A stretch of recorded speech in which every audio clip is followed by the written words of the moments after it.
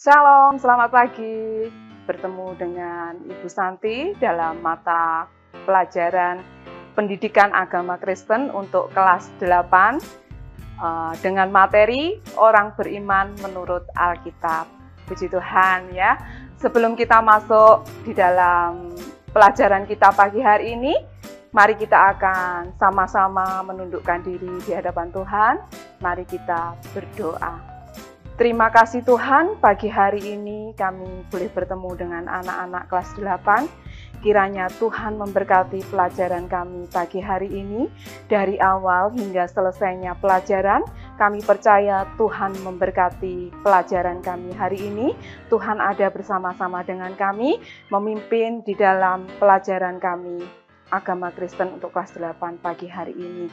Kami percaya Engkau ada dan Engkau memberikan hikmat, akal budi, kepandaian kepada kami semuanya, baik kami sebagai guru maupun anak-anak. Terima kasih Tuhan, terima kasih. Di dalam nama Tuhan Yesus Kristus kami sudah berdoa. Haleluya. Amin.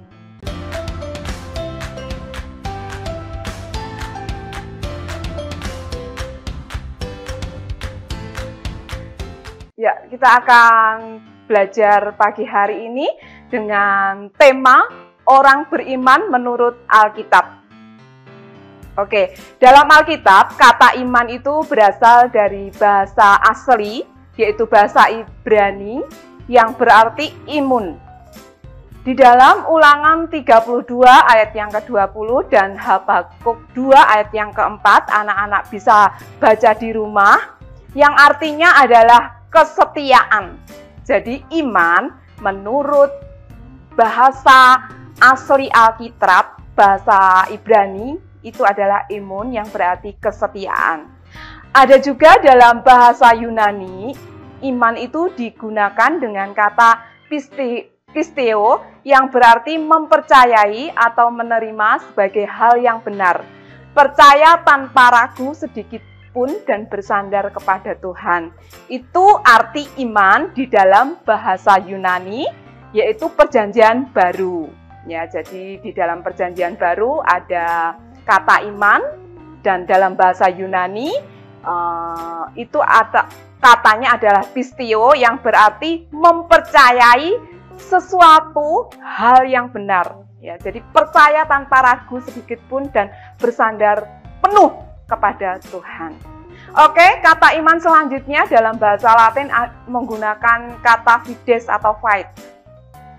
Untuk selanjutnya, kata iman dalam kitab Ibrani pasal 11 ayat 1 itu adalah dasar dari segala sesuatu yang kita harapkan dan bukti dari segala sesuatu yang tidak kita lihat. Itu biasa yang kita artikan kata iman ya, menurut Alkitab ya seperti itu. Ibrani 11 ayat 1 adalah dasar dari segala sesuatu yang kita harapkan dan bukti dari segala sesuatu yang belum kita lihat. Itu artinya iman. Oke, kita akan lanjutkan. Iman tidak datang dengan tiba-tiba. Ya, jadi iman kita itu datangnya dengan tidak tiba-tiba. Iman tidak dapat hadir tanpa sebab. Sebab di dalam Roma 10 ayat 17 dikatakan bahwa iman itu timbul dari pendengaran dan pendengaran oleh firman Tuhan atau firman Kristus. Sesungguhnya kita akan belajar beberapa hal penting tentang iman. Ya, jadi ada 3 hal penting yang akan kita pelajari pagi hari ini, yaitu iman itu adalah anugerah. Ya, iman itu anugerah yang berasal dari Tuhan. Ya, disebut anugerah sebab iman itu diberikan Tuhan secara cuma-cuma di dalam hati setiap orang percaya. Jadi kalau orang yang sudah percaya kepada Tuhan, dia punya iman. Nah, itu diberikan Tuhan secara cuma-cuma. Ya, yang kedua, iman itu bersifat dinamis. Apa arti dinamis di sini? Dikatakan bahwa iman itu hidup. Ya, iman itu tidak mati. Ya, iman itu hidup. Iman itu aktif. Ya, dikatakan kalau kita punya iman, berarti iman kita itu iman yang hidup, iman yang aktif, bukan iman yang pasif. Jadi iman itu akan terus bertumbuh dalam setiap keadaan, ya, dan mengalami banyak ujian. Ya, iman juga bisa menguatkan kita ketika kita mengalami ujian, pencobaan, persoalan, ya. Terus, ya, dengan iman kita bisa bertumbuh dan percaya kepada Tuhan. Yang ketiga, iman tidak pernah berhenti. Artinya apa? Iman itu akan terus bertumbuh dan diuji ketangguhannya selama manusia masih hidup. Jadi, perhatikan anak-anak, ada 3 hal penting ya yang harus kita perhatikan untuk iman kita bisa bertumbuh di dalam pengenalan kita akan Tuhan. Yang pertama, iman itu merupakan satu anugerah. Iman adalah bersifat dinamis. Iman itu tidak akan pernah berhenti sebelum kita mati. Oke? Lanjut.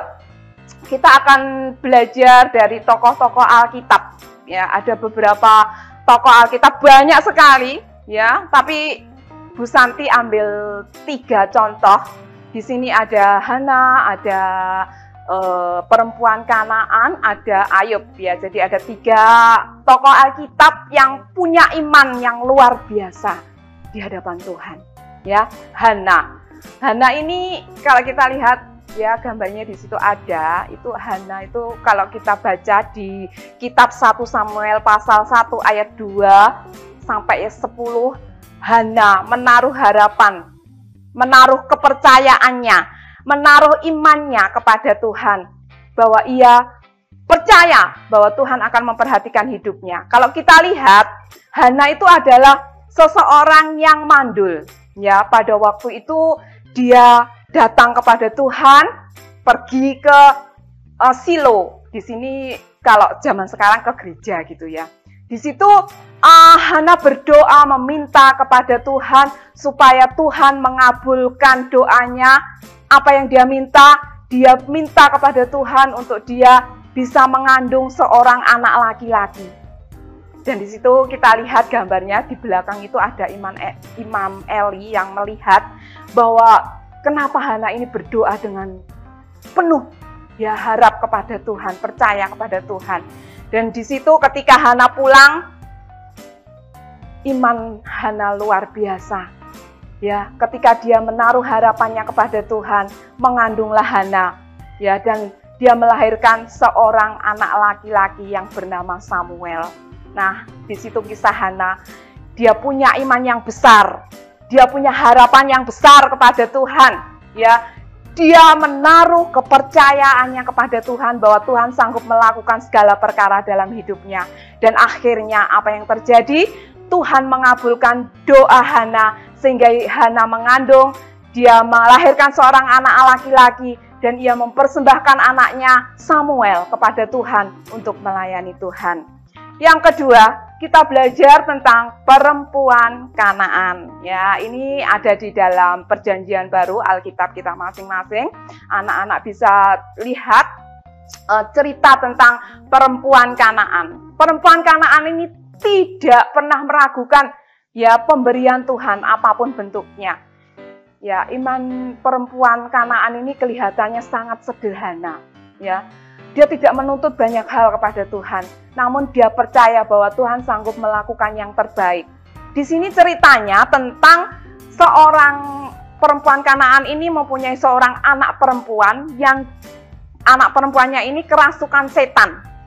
Dan dia sudah mengobatinya, pergi ke tabib, pergi kemana-mana untuk menyembuhkan anak perempuannya, tetapi tidak sedikit pun yang bisa, tidak ada yang bisa menyembuhkan. Dan akhirnya perempuan Kanaan ini bertemu dengan Tuhan Yesus, dan perempuan Kanaan ini memohon, ya, merendahkan hatinya kepada Tuhan. Tuhan, tolong, anakku sedang sakit, biarlah Tuhan menyembuhkan anakku. Dan ini yang terjadi.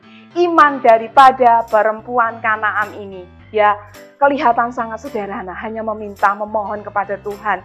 Ya, Tuhan memberikan belas kasihan. Dan akhirnya kalau kita lihat, ya, anak perempuan daripada perempuan Kanaan ini yang kerasukan setan itu disembuhkan oleh Tuhan. Oke, yang ketiga, cerita tentang Ayub. Tidak asing lagi bagi kita semuanya ya, anak-anak yang sudah dengar tentang cerita Ayub ini. Ya, Ayub itu di dalam kitab Ayub 23 ayat yang ke-10. Ayub tetap setia kepada Tuhan dan ia berkata, karena ia tahu jalan hidupku, seandainya ia menguji aku akan timbul seperti emas. Hal ini membuat Allah sangat senang terhadap iman daripada Ayub, sehingga Tuhan memberkati Ayub. Ia menyembuhkan Ayub dari penyakitnya. Ia memberkati Ayub berlipat kali ganda, ya, 2 kali lipat, ya. Tuhan berkati Ayub. Karena kita tahu pada waktu itu Ayub itu orang yang sangat kaya, ya, dilimpahi, diberkati Tuhan dengan ternak yang luar biasa banyaknya, beribu-ribu ternak. Dia paling kaya di tanah Uz, ya. Jadi Ayub ini diberkati dengan 10 orang anak laki-laki, 10 orang anak, ya, 7 anak laki-laki, 3 orang anak perempuan. Di situ diuji imannya oleh Tuhan lewat iblis, lewat setan, di mana semua harta kekayaannya habis, ya, semua anaknya mati. Tetapi Ayub tetap berharap kepada Tuhan dan Tuhan memberkati Ayub. Ayub tidak meninggalkan Tuhan, ya. Ayub sekali-kali tidak meninggalkan Tuhan, tidak meninggalkan imannya kepada Tuhan. Tetapi Ayub terus memohon kepada Tuhan dan akhirnya Tuhan memberkati Ayub berlipat ganda berkatnya. Oke, itulah ya tentang iman. Bagaimana kita sebagai orang percaya harus beriman kepada Tuhan. Kesimpulan tentang pelajaran kita pagi hari ini, ya, orang yang beriman adalah orang yang mempercayakan seluruh hidupnya kepada Tuhan. Mempercayai Tuhan yang dapat diandalkan sebagai sumber kehidupan manusia. Oke, jadi kita sebagai anak-anak Tuhan kelas 8, ya, pastilah kita harus percaya, punya iman, ya. Iman itu adalah iman yang hidup, iman itu adalah iman yang dinamis, iman adalah iman yang tidak mati. Oke, ya. Untuk pertanyaannya, sebutkan 5 contoh tokoh Alkitab lainnya yang beriman kepada Tuhan. Itu saja yang bisa Ibu berikan pagi hari ini tentang tema orang beriman di dalam Alkitab. Sebelum kita menyelesaikan pelajaran kita pagi hari ini, kita akan menutup di dalam doa terlebih dahulu. Terima kasih Tuhan, Engkau sudah memberkati pelajaran kami pagi hari ini tentang iman. Bagaimana kami harus percaya dan beriman berharap kepada Tuhan. Kami rindu Tuhan memberkati pelajaran kami pagi hari ini, sehingga kami boleh melakukan firman-Mu di dalam kehidupan kami selanjutnya. Terima kasih Tuhan, ajari kami seperti tokoh-tokoh Alkitab untuk mempercayai hidup kami ini hanya kepada Tuhan saja. Karena kami tahu Engkaulah sumber segalanya di dalam kehidupan kami. Engkau sanggup melakukan segala perkara di dalam hidup kami. Di dalam nama Tuhan Yesus kami sudah berdoa. Haleluya. Amin. Shalom, Tuhan memberkati kita semuanya.